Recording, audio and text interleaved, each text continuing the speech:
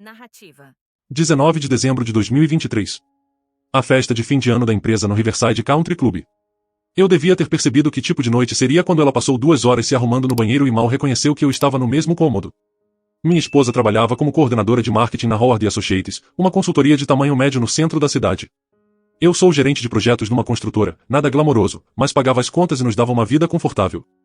Pelo menos era o que eu achava. A festa estava a todo vapor quando chegamos. Colegas dela, maridos e esposas, o pessoal de sempre tentando impressionar demais uns aos outros com histórias de promoções e viagens. Ela desapareceu imediatamente num grupo de colegas mulheres, me deixando para navegar sozinho em conversas sobre projeções trimestrais e fusões futuras que eu mal entendia. Por volta das 21h30 o DJ começou a tocar músicas lentas. Casais começaram a ir para a pequena pista de dança que tinham montado perto das janelas panorâmicas. Achei que era a minha chance. A gente não estava se conectando muito ultimamente, mal conversava além de logística de contas e horários das crianças dos outros. Quem sabe uma dança ajudava a quebrar o gelo. Fui até onde ela estava com 3 colegas. Ei, quer dançar? Ela nem olhou para mim. Tô conversando com o pessoal. Só uma música? A trilha tá boa. Foi aí que ela virou e eu vi nos olhos dela algo que nunca tinha visto antes. Nojo puro. Eu disse que tô conversando. A voz dela cortou o barulho da festa como uma faca quente na manteiga. Tentei manter leve. Poxa, é festa. A gente devia se divertir junto. Estiquei a mão para tocar o braço dela de leve, como já fiz 1000 vezes ao longo dos anos. Ela se afastou com tanta violência que derrubou a bebida de alguém na mesa ao lado. O copo de martini caiu e se espatifou no chão de madeira polida. Não me toca. Meu Deus, como você é carente. As palavras bateram no ar como um tapa na cara. Todas as conversas num raio de 6 metros pararam imediatamente. Todo mundo virou para olhar. A música continuou tocando, mas nosso canto da festa ficou em silêncio absoluto. Fiquei ali parado, sentindo o rosto queimar, vendo o rosto dela se contorcer de raiva e vergonha. Não vergonha por me humilhar na frente de 50 pessoas, mas vergonha porque eu a fiz passar vergonha só por querer dançar com a própria esposa. Desculpa. Falei baixo, recuando um passo. Ela já tinha virado de costas, retomando a conversa como se nada tivesse acontecido. As colegas dela pareceram desconfortáveis, olhando de um lado pro outro antes de retomar o papo meio sem graça. Fui pro bar sentindo cada olhar me seguindo como laser. O barman, um cara da minha idade com tatuagens nos braços, me deu um olhar solidário enquanto servia meu uísque duplo. Noite pesada, irmão. Antes que eu pudesse responder, uma mão tocou meu ombro. Era Sofia, irmã mais nova da minha esposa. Ela tinha visto tudo da mesa onde estava com o marido, Tyler. Noite ruim? Perguntou, com preocupação genuína na voz. Olhei para ela por um segundo, depois para minha esposa, que agora ria alto de alguma coisa que um colega homem tinha dito. A mesma risada que ela guardava para as minhas piadas quando a gente namorava. Última, na verdade. As palavras saíram antes mesmo de eu pensar direito. Essa foi a última humilhação pública que eu ia aceitar. As sobrancelhas dela subiram. Como assim? Tô falando sério, Sofia. Acabei. De verdade. Ela estudou meu rosto, procurando qualquer sinal de que eu só estava desabafando depois de uns drinks. Mas eu não estava bêbado. Provavelmente mais lúcido do que nos últimos meses. Você tá falando sério? Morto sério. Você acabou de ver sua irmã me tratar como lixo na frente de todo mundo. E sabe o pior? Isso não é mais raro. É quem ela virou. Sofia olhou para minha esposa, depois para mim. Vocês já conversaram sobre como as coisas estão? Conversar. Quase ri na cara dela. Sofia, quando foi a última vez que você ouviu sua irmã perguntar sobre meu dia, sobre meu trabalho, sobre o que eu sinto sobre qualquer coisa? Ela me trata como um colega de quarto chato que não pega a indireta e se muda. Ficamos os dois olhando minha esposa reinando com os amigos do trabalho. Ela tinha se aproximado de Matthew Bennett, um dos sócios sênior. Rindo de tudo que ele falava enquanto ignorava completamente que o marido estava a 10 metros tomando um drink sozinho no bar. Sabe o que ela me falou semana passada? Continuei. Sugeri a gente fazer uma viagem de fim de semana só nós dois. Ela disse que não via sentido porque a gente não tem mais assunto. Sofia fez careta. Ela falou isso. Exatas palavras. Então me diz, o que eu faço com isso? Continuo tentando? Continuo levando fora? Continuo sendo tratado como se eu a incomodasse só por existir no mesmo espaço? Mas divórcio? É bem definitivo. Ótimo. Quero que seja definitivo. Terminei o drink de uma vez e larguei o copo numa mesa perto. Você parece a única da sua família que ainda acha que eu sou humano. Então tô te contando primeiro e amanhã de manhã eu sumo. Não temporário. Não para dar lição. Sumo. A preocupação nos olhos dela aumentou. Pra onde você vai? Já resolvi tudo. Só queria que alguém soubesse que hoje foi o dia. O momento em que parei de fingir que esse casamento tinha conserto. Como se fosse combinado, a risada da minha esposa ecoou de novo do outro lado do salão. Ela estava praticamente encostada no Matthew, mão no braço dele contando alguma história animada. Tá vendo aquilo? Apontei com a cabeça. 6 meses atrás isso me mataria por dentro. Hoje só sinto alívio por nunca mais precisar ver. Sofia seguiu meu olhar. Desculpa. De verdade. Não precisa. Eu que devia agradecer. Hoje ela me fez um favor. Mostrou pra todo mundo aqui quem ela é de verdade e me mostrou exatamente o que eu preciso fazer. O DJ anunciou a última música da noite. Casais se juntaram para a dança final. Minha esposa ficou exatamente onde estava, ainda conversando com Matthew enquanto o marido ficava sozinho do outro lado do salão. Perfeito. Chegamos em casa por volta de meia-noite. Ela foi direto pro banheiro sem falar uma palavra comigo, tirou a maquiagem com calma e deitou na cama como se nada tivesse acontecido. Zero pedido de desculpa. Zero reconhecimento do que tinha rolado. Zero conversa sobre o que aconteceu na frente de 50 pessoas. Dormiu em menos de 10 minutos. Eu ficava ouvindo a respiração dela ficando profunda, tranquila, de quem não tem uma única preocupação no mundo. Fiquei olhando pro teto exatamente 30 minutos, esperando ela apagar de vez. Aí levantei silenciosamente e comecei o projeto mais importante da minha vida. Primeira parada, em home office. Tirei todos os documentos importantes da gaveta trancada. Certidão de casamento, declarações de imposto de renda dos últimos 5 anos, apólices de seguro, extratos bancários, contrato do aluguel da casa. Separei o que era exclusivamente meu, o que era exclusivamente dela e o que era nosso. Tudo que era nosso viraria dela por padrão. Tudo que era meu saía comigo aquela noite. A conta conjunta tinha uns $4.000. A poupança conjunta mais 8.000, transferi exatamente metade de cada uma para uma conta pessoal que ela nem sabia que existia. Uma continha que eu vinha enchendo secretamente há 3 anos. Pensando em viagem surpresa ou carro novo para ela. Engraçado como os planos mudam. Depois redigi 3 cartas curtas e objetivas. A primeira para o meu chefe Ryan Mitchell pedindo férias imediatas a partir de segunda-feira. Eu tinha 2 semanas acumuladas mais uns dias pessoais que nunca usei. Isso me daria tempo para resolver tudo sem pressa. A segunda foi pro advogado de divórcio Nathan Brooks cujo cartão eu carregava na carteira há 6 meses. A terceira foi meu cancelamento formal do plano de celular conjunto, efetivo imediato. Às 2 da manhã eu já tinha tudo organizado em caixas de papelão que tinha guardado no porão. Roupas, coisas pessoais, ferramentas da garagem, os poucos móveis que eram meus antes do casamento. Não era muito. Quando você é lentamente apagado da própria vida ao longo de anos, não sobra muito para levar embora. Sentei na cadeira do escritório e escrevi o bilhete que ela acharia de manhã. Escrevi à mão, com minha letra que ela conhecia tão bem. Você queria espaço. Agora tem tudo. As contas conjuntas estão fechadas. As contas agora são sua responsabilidade exclusiva. Meu nome sai do contrato de aluguel dia 1º de janeiro. Não liga. Não manda mensagem. Não envolve sua família.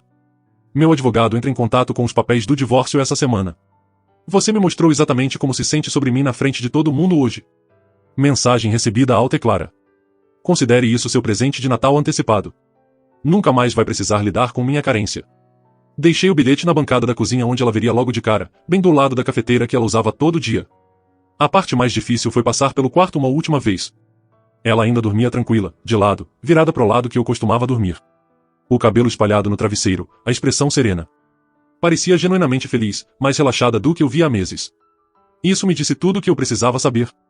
Ela estava melhor sem mim. Carreguei o caminhão no escuro, 3 viagens silenciosas para pegar tudo. As casas dos vizinhos estavam escuras.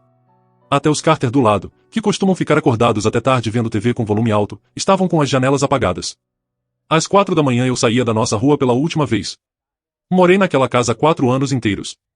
Escolhemos juntos, pintamos as paredes juntos, plantamos o jardinzinho nos fundos juntos. Mas em algum momento parou de ser nossa casa e virou a casa dela onde eu por acaso dormia e pagava as contas. Dirigi até o hotel de longa estadia que reservei online 2 semanas antes. Nada chique, mas limpo e quieto. O atendente da noite mal olhou pra cima quando fiz check-in. Só mais um cara de meia idade cuja vida deu uma guinada inesperada no meio da noite. No quarto pequeno desfiz as malas com calma e montei o notebook na escrivaninha de compensado. Tinha e-mails para mandar, consultas para marcar, uma vida completamente nova para começar a construir do zero. Mas primeiro me dei exatamente 5 minutos para pensar no que eu estava deixando para trás. 4 anos de casamento, 8 anos juntos no total, viagens para Cancún, feriados em família, sonhos compartilhados que morreram devagar sem nenhum de nós perceber exatamente quando. Ou talvez só eu não tenha percebido. Talvez ela tenha desistido há muito tempo e hoje foi a primeira vez que ela foi honesta sobre isso na frente de todo mundo. Os 5 minutos acabaram. Fechei os olhos, respirei fundo e abri o notebook. Comecei a trabalhar. Às 6 da manhã já tinha consulta marcada com o advogado Nathan Brooks para segunda-feira. Já tinha combinado com a empresa de mudança para pegar o resto das ferramentas da garagem enquanto ela estivesse no trabalho. Já tinha transferido as contas de luz, água e internet só para o nome dela e cancelado o meu nome do contrato. Mais importante, troquei de número de celular e bloqueei todos os contatos em comum nas redes sociais. Ela ia acordar em 2 horas e encontrar uma vida completamente diferente da que foi dormir. Do mesmo jeito que eu dormi casado e acordei solteiro, ela ia dormir achando que a rede de segurança sempre estaria lá e acordar descobrindo que a rede sumiu completamente. Pedi café no room service e fiquei na janela vendo o sol nascer laranja e rosa sobre a cidade. Em algum lugar ali, minha esposa estava prestes a descobrir como é o espaço de verdade quando você realmente tem tudo o que pediu. Senti algo que não sentia há meses. Paz absoluta. O alarme dela tocou 7h30 em ponto, igual todo dia útil. Ela virou na cama esperando me ver vestindo roupa pro trabalho, provavelmente já fazendo café lá embaixo como eu fazia religiosamente há 4 anos. Em vez disso encontrou cama vazia e silêncio total. Sei disso porque ela ligou pro meu celular exatamente 14 vezes entre 7h35 e 8h da manhã. Claro que caiu na gravação dizendo que o número estava desconectado, mas ela continuou tentando mesmo assim. O que ela encontrou embaixo foi o bilhete na bancada e uma casa que parecia diferente. Mais vazia. Provavelmente demorou uns minutos para sacar o porquê. Minhas ferramentas sumiram da garagem. Minhas roupas sumiram do armário. A TV pequena do meu lado do quarto evaporou. Mas o bilhete foi o que fez ela entrar em pânico de verdade. Ligou para a irmã Sofia na mesma hora. Sei porque Sofia me mandou mensagem do meu número novo às 8h15. Ela tá surtando. Diz que você sumiu e deixou o bilhete. É real? Respondi imediatamente, é real pra caralho. Não se envolve, Sofia. Isso não é com você.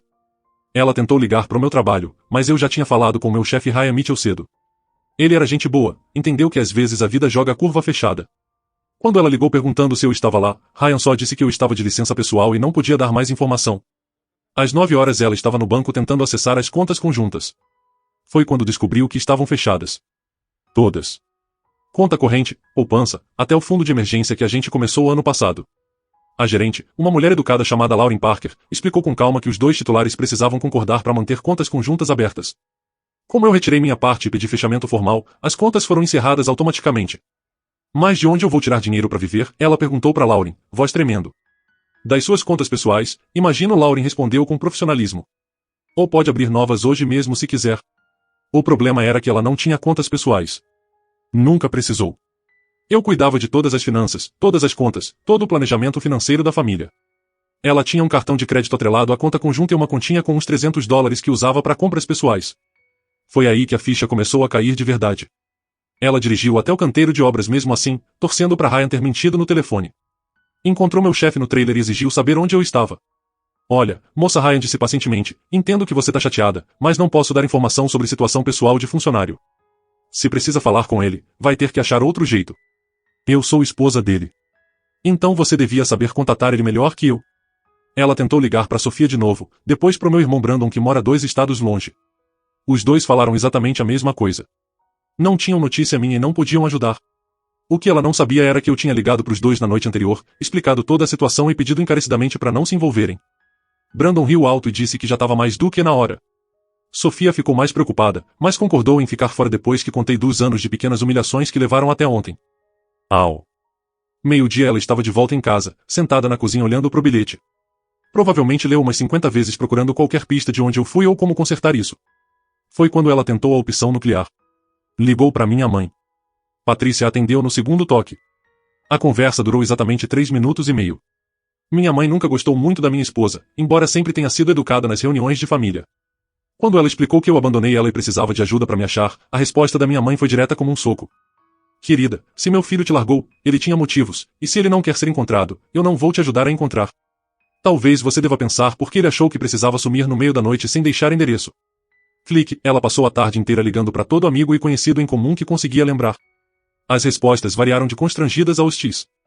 A notícia do que rolou na festa já tinha se espalhado como fogo em mato seco.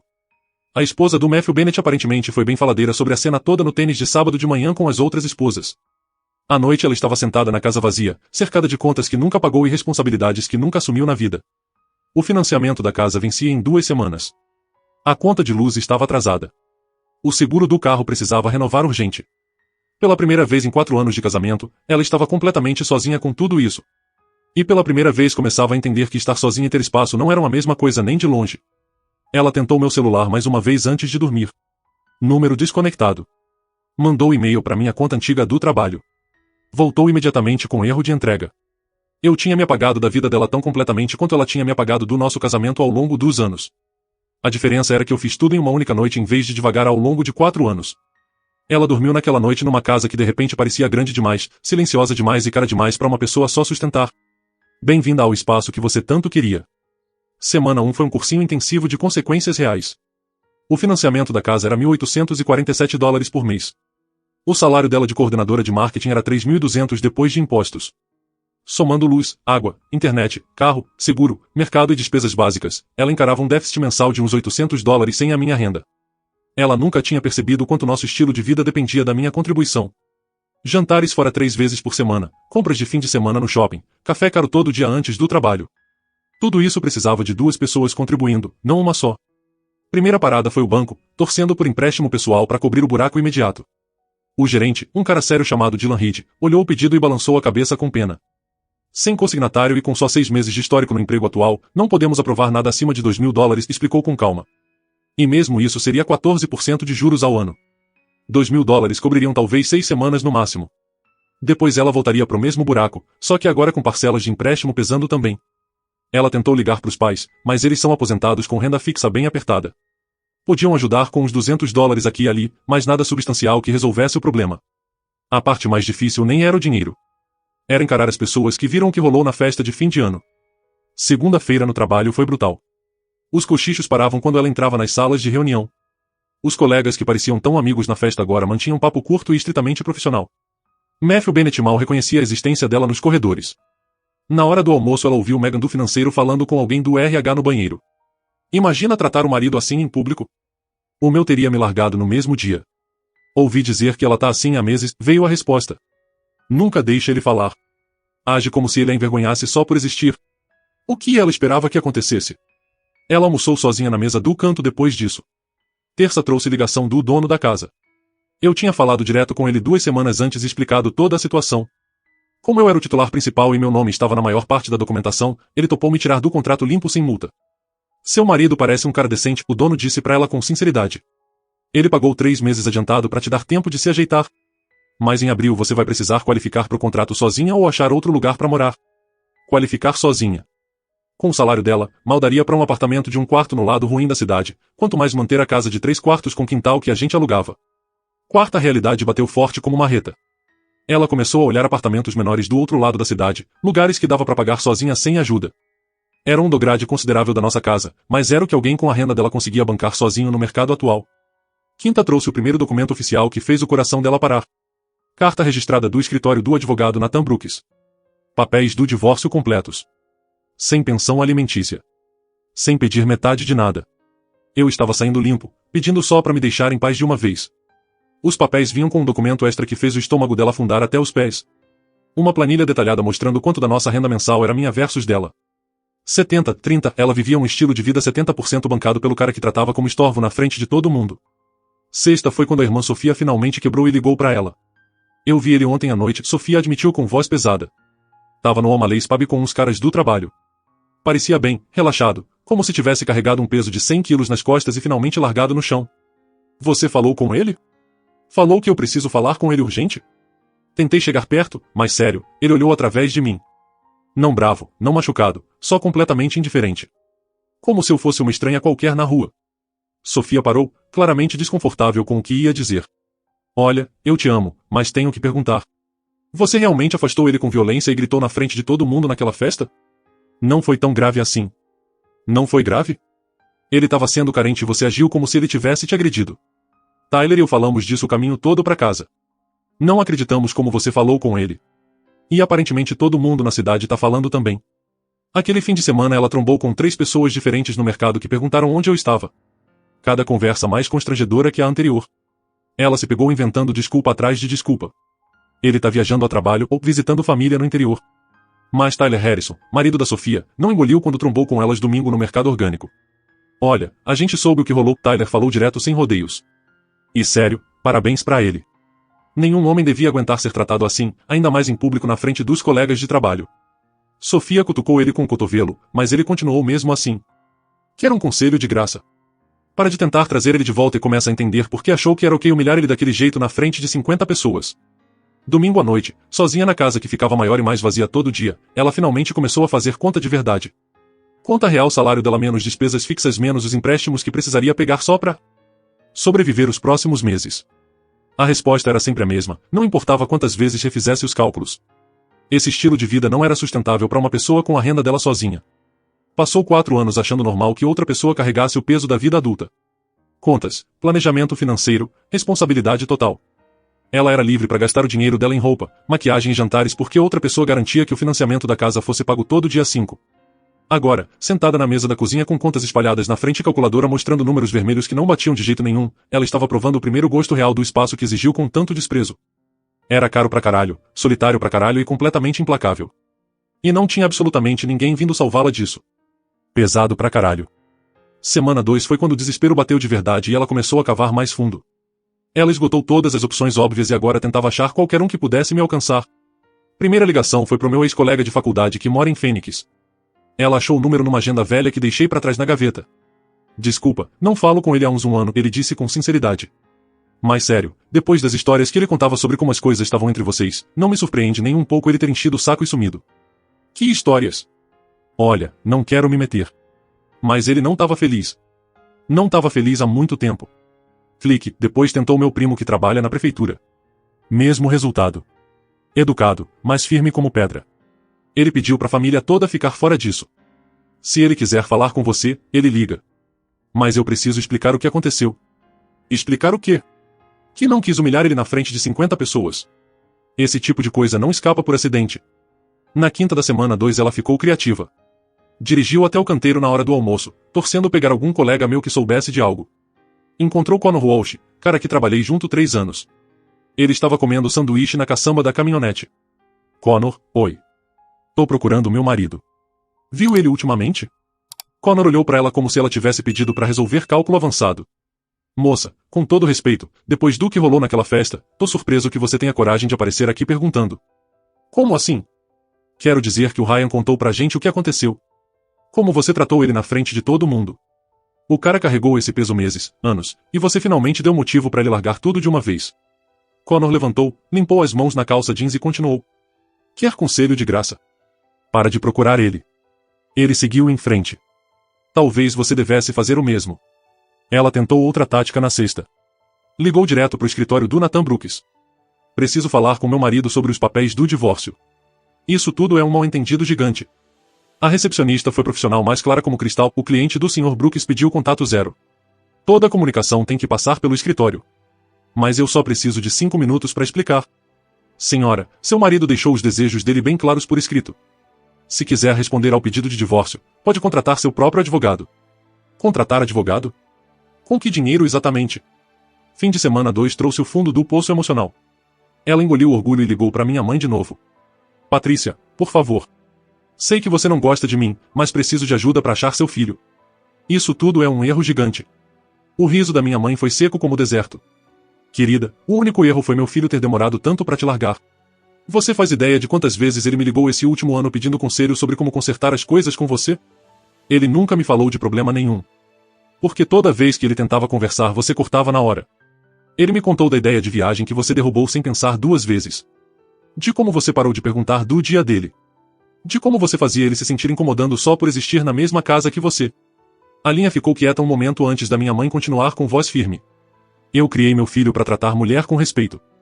Mas também criei ele para ter respeito próprio o suficiente para não implorar decência básica da própria esposa. Onde ele tá, Patrícia? Por favor. Sinceramente não sei. Mas se soubesse, não contaria. Algumas pontes queimam tão completamente que não dá para reconstruir. Você acendeu o fósforo naquela festa e jogou gasolina. Na semana 3 ela estava tentando amigos em comum que a gente não falava há anos. Colegas de ensino médio no Facebook. Ex-vizinhos da casa anterior. Qualquer um que pudesse ter mantido contato comigo. As conversas seguiam exatamente o mesmo padrão. Constrangimento inicial. Depois explicando que não tinham notícia minha há meses. Depois perguntando o que realmente aconteceu entre a gente. Ela se pegava contando a mesma história repetidamente. Tentando fazer parecer menos horrível a cada vez que contava. Mas não tinha jeito de fazer gritar não me toca pro marido na frente de 50 pessoas soar razoável de forma nenhuma. Jessica Harper, amiga do emprego anterior dela, foi brutalmente honesta no telefone. Olha, casada há 12 anos com o mesmo homem. Meu marido e eu brigamos, temos dias ruins, frustrações que acumulam. Mas eu nunca, jamais falei com ele daquele jeito em público. Isso não é coisa normal de casamento. Isso é desprezo puro. Foi só um momento ruim. Foi mesmo? Porque pelo que tô ouvindo pela cidade inteira, o pessoal vem vendo você tratar ele mal há meses. A festa foi só quando todo mundo finalmente viu a verdade. Semana 4 trouxe a tentativa mais humilhante até então. Ela apareceu no O'Malley's Pub numa sexta-noite, depois de ouvir da Sofia que eu às vezes ia lá com os caras do trabalho depois do expediente. Ela estava certa. Eu estava lá, numa mesa de canto com 4 caras da equipe. Parecia diferente. Melhor. Tinha voltado a malhar pesado, usando roupa que servia direito no corpo, me portando com confiança que ela não via há anos. Ela chegou na mesa com o coração na boca. Podemos conversar? Só 5 minutos. Olhei para ela com a mesma cara que daria para vendedor de porta em porta. Educado, mas zero interesse real não. Por favor. Preciso explicar sobre a festa. Eu tava tendo um dia ruim, Ashley. A festa não foi o problema. A festa foi a gota d'água final. Minha voz estava calma, factual, sem emoção. Você me mostrou quem você é de verdade. Eu acredito. Mas a gente pode consertar isso. Podemos fazer terapia de casal. Podemos, e não podemos consertar nada. Eu já consertei. Me tirei de uma situação onde era maltratado diariamente. Problema resolvido. Um dos meus colegas, um cara chamado Ryan, pigarreou alto. Moça, ele pediu para te deixar em paz. Talvez você devesse respeitar o pedido dele. Ela ficou ali mais um minuto inteiro, torcendo para eu mudar de ideia. Torcendo por algum sinal que o cara com quem foi casada há 4 anos ainda estava acessível em algum lugar. Mas eu já tinha voltado para a conversa com os caras, ignorando completamente a presença dela como se ela fosse invisível. Ela saiu do O'Malley's Pub sabendo que todas as tentativas de me alcançar tinham falhado completamente. Não porque eu estava bravo ou machucado ou jogando difícil. Porque eu genuinamente não ligava mais. O espaço que ela exigiu com tanto desprezo tinha virado permanente. E diferente dela, eu estava florescendo nele como nunca. 6 meses depois, ela estava sentada sozinha numa sala de reuniões fria e impessoal na Brooks Associates. Assinando os papéis que acabavam oficialmente com nosso casamento de 4 anos. A advogada do outro lado, uma profissional chamada Victoria Reed, empurrava os documentos pela mesa de molho um por um com calma. Divórcio sem culpa. Sem pensão alimentícia. Sem bens para dividir. Eu saí pedindo nada além da minha liberdade completa. O advogado do seu marido foi bem direto durante todo o processo. Victoria explicou com voz neutra. Sem drama. Sem jogos. Sem tentar prolongar as coisas. Ele simplesmente queria que acabasse o mais rápido possível. Ela assinava cada página mecanicamente, a mão tremendo levemente nos documentos mais importantes. A casa tinha sido devolvida ao proprietário 2 meses antes. Ela tinha se mudado para um apartamento de um quarto do outro lado da cidade, o tipo de lugar que dava para bancar com o salário dela sozinha sem luxo nenhum. Ele tá feliz? Ela perguntou de repente, voz quase sumindo. Victoria levantou o olhar enquanto organizava os papéis. Senhora, não posso mesmo falar sobre a vida pessoal da parte contrária. Só queria saber se ele algum dia perguntou de mim. Se pareceu se arrepender de alguma coisa. A expressão da Victoria suavizou um pouco com pena. Em 20 anos de direito de família, vi todo tipo de divórcio. Bravo. Triste. Complicado com filhos e disputa de bens milionários. Esse caso foi incomum porque seu marido nunca mostrou raiva, amargura ou desejo de vingança em momento nenhum. Ela parou, escolhendo as palavras com cuidado. Ele simplesmente queria ser legalmente livre de uma situação que não funcionava para ele há muito tempo. Nunca vi alguém tão absolutamente certo da decisão que tomou. A última assinatura completou o processo inteiro. 4 anos de casamento dissolvidos numa pilha de documentos oficiais que seriam arquivados no cartório até o fim do expediente. Saindo para o carro depois, ela passou de carro pelo canteiro onde eu trabalhava antes. Outro time estava lá agora. Eu tinha pegado emprego numa empresa maior do outro lado da cidade, promoção para gerente sênior de projetos com salário 40% maior. Notícia rola rápido na construção civil. O que ela não sabia era o quanto eu tinha reconstruído minha vida completamente do zero. 3 meses depois de sair, comecei a namorar alguém novo. Uma mulher chamada Ailey que trabalha como enfermeira no hospital local. Ela é gentil, engraçada, carinhosa e me trata como parceiro de verdade em vez de estorvo constante. Nos mudamos juntos mês passado para um apartamento novo com vista pro rio. Ailey sabe toda a história do meu casamento. Como deteriorou devagar ao longo dos anos. Como tentei meses para consertar algo que não tinha conserto há muito tempo. Como finalmente cheguei no limite absoluto numa festa de fim de ano e saí de tudo em vez de aguentar mais um dia de desrespeito diário. Você se arrepende de ter saído? Ela me perguntou no começo do namoro enquanto tomávamos vinho na varanda. Só de ter demorado tanto para fazer. Naquela manhã, enquanto minha ex-esposa assinava os papéis do divórcio no centro da cidade, Ailey e eu tomávamos café da manhã na lanchonete perto do nosso novo AP. Ela me contando do plantão pesado no hospital, perguntando do meu dia com interesse real, tratando nossa conversa como se realmente importasse o que eu tinha a dizer. Coisas simples. Fundamentos básicos de relacionamento que eu tinha esquecido que eram para ser normais. Meu celular vibrou com mensagem do Nathan Brooks. Divórcio finalizado. Você tá oficialmente livre. Sorri, guardei o celular e voltei a conversar com a mulher que me faz sentir valorizado todo dia. Essa é a história toda. O espaço que ela queria tanto ela conseguiu. E eu consegui minha vida de volta.